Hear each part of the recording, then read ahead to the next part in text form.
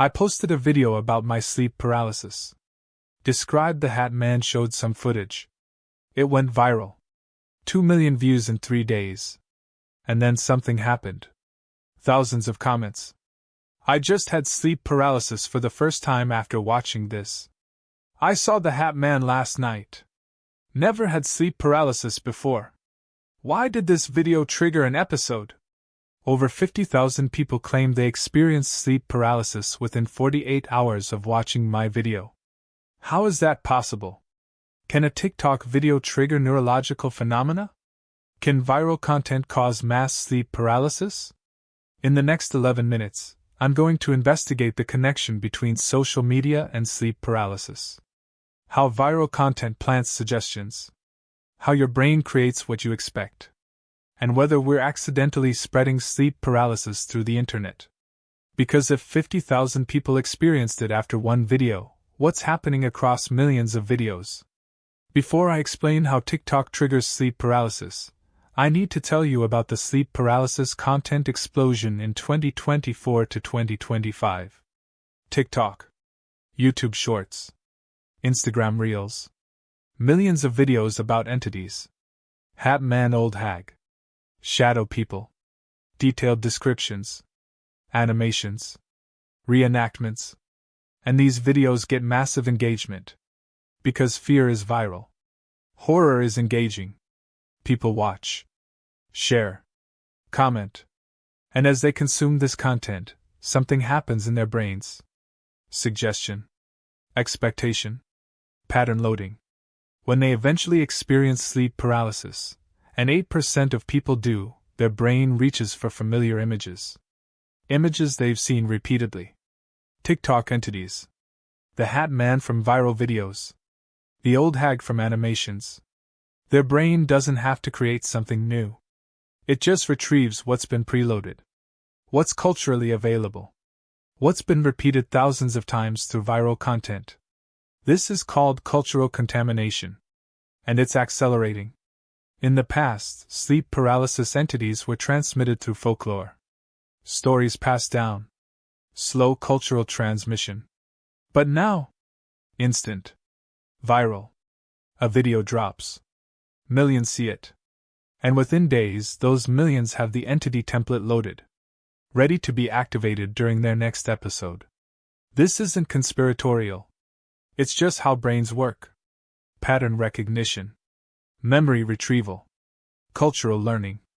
But it means TikTok is essentially programming our hallucinations. Loading templates. Creating shared nightmares. My video specifically described the Hat Man in detail. Height. Clothing. Behavior. Location in room. And after it went viral, thousands reported seeing him exactly as I described. Same details. Same height. Same position. And many said it was their first episode ever. They'd never had sleep paralysis before watching. But within 48 hours they did. Now, the skeptical explanation is confirmation bias. These people were going to have sleep paralysis anyway. 8% of people do at some point. And after watching my video, they interpreted their experience through that lens. My description influenced their memory. Not the actual hallucination. Just how they remembered it afterward. They saw something vague. And my video gave them language. A framework. A name. The Hat Man. This is possible. Memory is malleable. Suggestion is powerful. But some comments were different. More specific. People who'd never heard of sleep paralysis before my video. Had no idea what it was. Watched the video. Went to bed that night. Experienced sleep paralysis for the first time. And saw exactly what I described. These aren't lifelong experiences reinterpreting old memories. These are first-timers.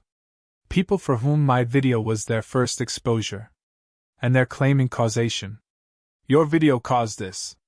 I never had this until I watched. Can that be true? Can watching a video trigger sleep paralysis? The mechanism would be anxiety. My video is scary. Detailed. Describes a terrifying experience. People watch. Feel fear. Go to bed anxious.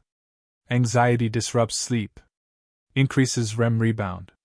Makes sleep paralysis more likely.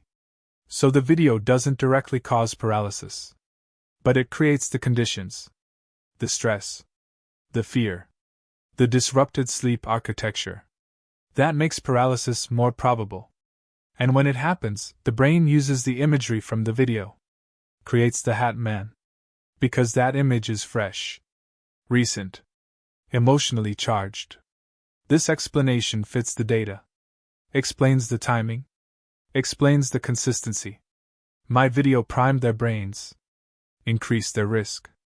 And provided the template. But here's what disturbs me. If one video can trigger 50,000 episodes, what's happening across the entire platform?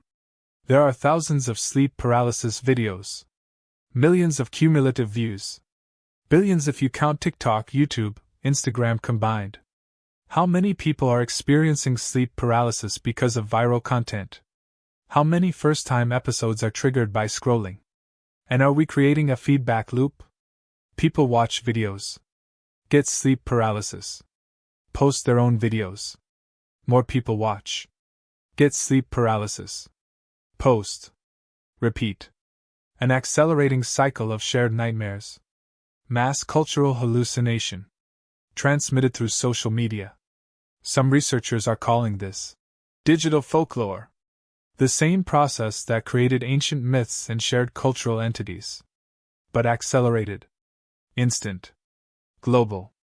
Instead of stories around campfires, we have TikTok. Instead of oral tradition, we have viral videos.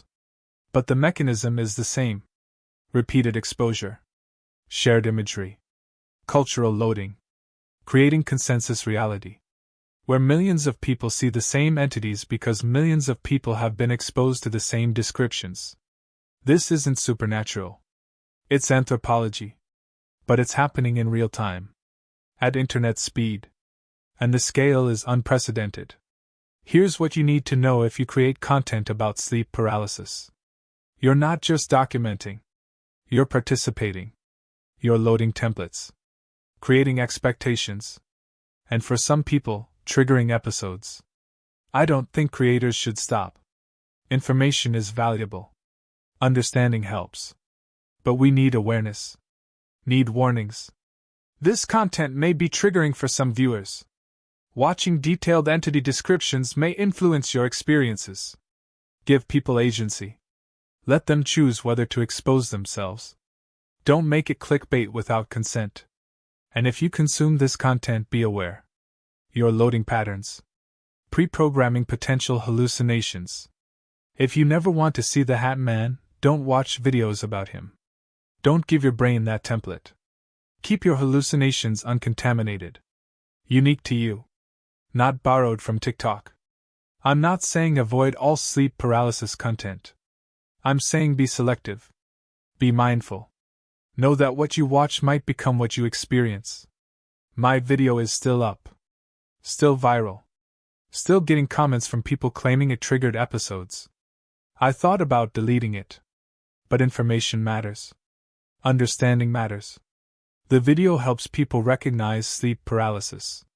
Reduces fear for many. But it also spreads templates.